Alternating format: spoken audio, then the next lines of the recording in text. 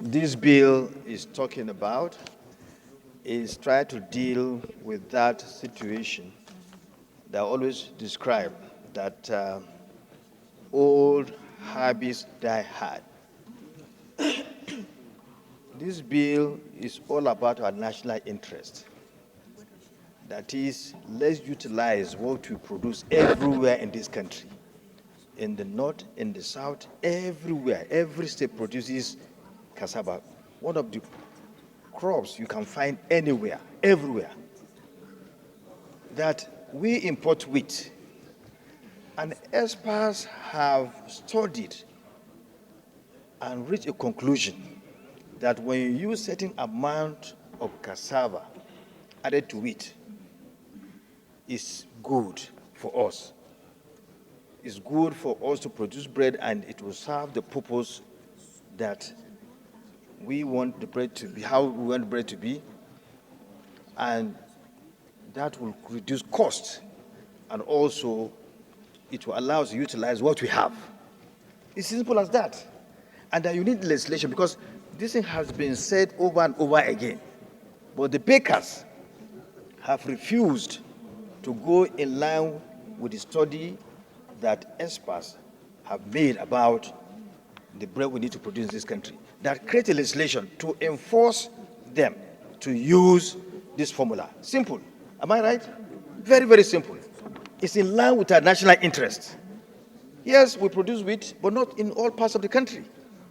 We produce wheat, we can cultivate wheat in the northern part of the country and some other areas, but not like cassava. Cassava is everywhere. It's in a national interest. Look, this is good for us. Very, very good for us. It will allows our farmers to now cultivate crops more, reduce the money we use importing wheat every year, and so it will help us to conserve our foreign exchange. It's as simple as that. Mr. President, this bill is very simple. Let's support it in the interest of our nation. It's very simple. So, Mr. President, I so submit. Please support this bill. It will help our country. It will help our farmers. We can produce. It's something we produce everywhere. It's something we produce everywhere. You produce cassava here in Abuja. In Nasarawa, you produce cassava. In Kano, you produce cassava. In Borno, you produce cassava. Let's use what we have instead of using wheat all around 100%. We can now use 20%, add 20%, cut the cost of importing wheat, so that we now conserve foreign exchange. It's simple. Mr. President, let's support this bill. Please, my colleagues, support this bill for in line with our national interests. Thank you, Mr. President. My name is Ahmed Lawan. I represent Yobe North Senatorial District. Mr. President, I have two perspectives to this debate. One, if we don't have good and favorable soil and climate that will support production of wheat in Nigeria, then going for cassava, 10% of cassava in bread, is a very good policy. Mr. President, distinguished colleagues, if, however, we can produce wheat in Nigeria, we can, in that respect, have the whole of the wheat that we need to produce our bread in Nigeria. And there will be no need to compel producers of bread to put it in the bread that they want 100% wheat. But however, they can add 10%, 20%, but not based on law.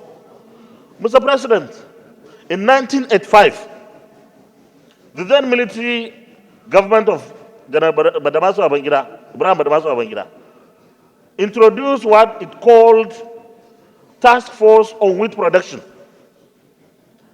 From Kirinoa in Borno State down to Sokoto, farmers went into wheat production. They could not even harvest because it was too much and there was no prepared market. And in fact, someone told us then that the Western powers didn't like it because we were supposed to be importing from the West. And therefore, that program didn't last long. Mr. President, in 2003, 2004, I was chairman House Committee on Agriculture in the House of Reps. The president then, Chief Olusegun Obasanjo, GCFR, introduced what he then called 10% of cassava flour in bread. And a delegation was set up, led by the then PDP chairman, Chief Ogbe. I represented the House on that committee and some few governors, and we visited 6 or 7 countries where cassava is produced, where it is processed and what it is processed for, where it is marketed and sold. At the end of the day, Mr. President, our farmers produce massive cassava. A full truck pickup of cassava was then selling for only 15,000 naira, and our farmers lost because there was no proper mechanism to absorb this, even though they were encouraged to produce. What I want to suggest here, Mr. President, is while we are promoting cassava to be included in bread, we should also look at the possibility of producing wheat itself. Because when you are saying substitute 10%, it's like you don't have enough wheat that you want to stop importing. But we can produce wheat. We can equally produce so many things from our cassava. And it's when our GDP is enhanced through these local productions, local processing, and local manufacturing and consumption and exports that our economy can be better.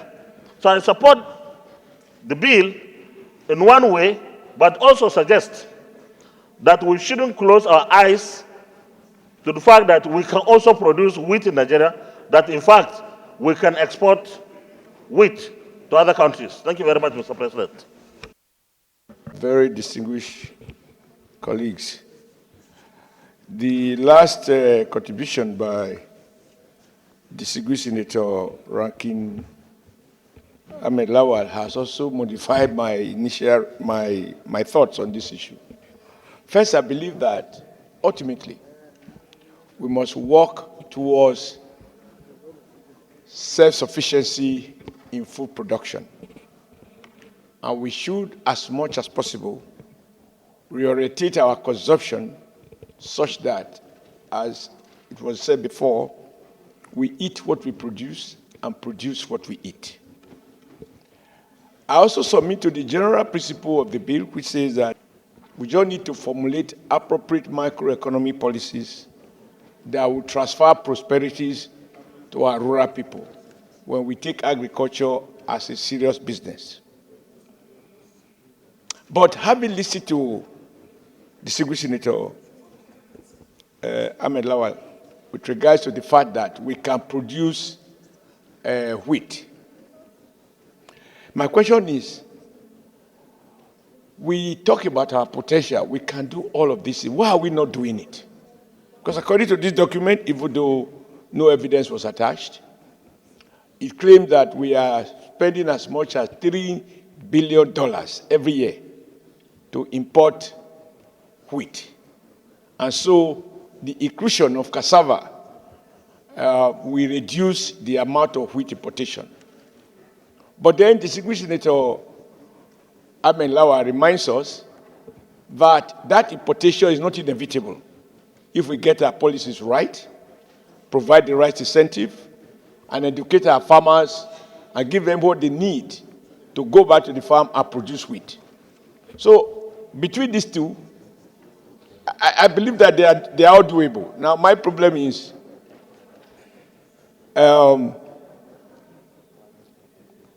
Senator Lawal said we shouldn't do it by law. Sometimes I don't like too many laws. Because we're forced there, you have to go to court. Persuasion seems effective, but in this environment, persuasions oftentimes doesn't work. So given that we can do both, encourage wheat production, as they have suggested, and I'm 100% in support of that. Because I can just imagine if people in those parts of the country where wheat production is viable are encouraged and they have incentive and protection so to do, we will be dealing with poverty without giving them handout. On the other hand, those parts of the country as well, I'm sure, also do produce cassava. There is no part of Nigeria where cassava production is not viable. And so it is not to choose one against the other. Public policies should seek to promote both. Unfortunately, and it bears repeating, if the textile industry was flourishing and growing, they need a lot of cassava to produce starch, which you need for Siri to wear the kind of tapu he's wearing. So my conclusion, therefore, is whatever we can do to encourage and provide incentive, because if we just make the law will be lied here. At best, you send somebody to prison if there's a breach, but that may not translate to whatever. So let's encourage cassava production by adopting his recommendation. On the other hand, simultaneously, let's encourage the production of wheat. Because the foreign powers that adopt these things in our country, they will do everything possible. In some part of the country, they subsidize wheat. They even throw excess into the sea, just so that their farmers get ready market. That is how they achieve food sufficiency. But here, when our farmers overproduce, the price crash, then they move away. And 10 years later, we come back. Like you said, during the military, there have been huge debate about the need to reduce our dependence on imported wheat. So whatever we can do, and I'm not so sure now after listening to him, I think there must be some additional reflection we need to do as to how to couch this law so that we are not promoting one at the expense of the other, since both are viable in this country. I thank you. Good news, all over Nigeria you can produce cassava. I'm not so sure whether wheat is available all over. But however, wherever it is, let's be seen to work to promote rural economy in all its ramifications. Thank you, Mr. President.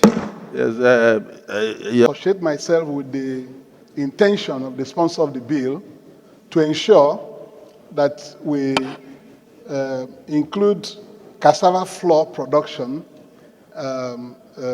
in our flour production activities in Nigeria, to be able to curtail the heavy reliance on wheat for making bread and things like that.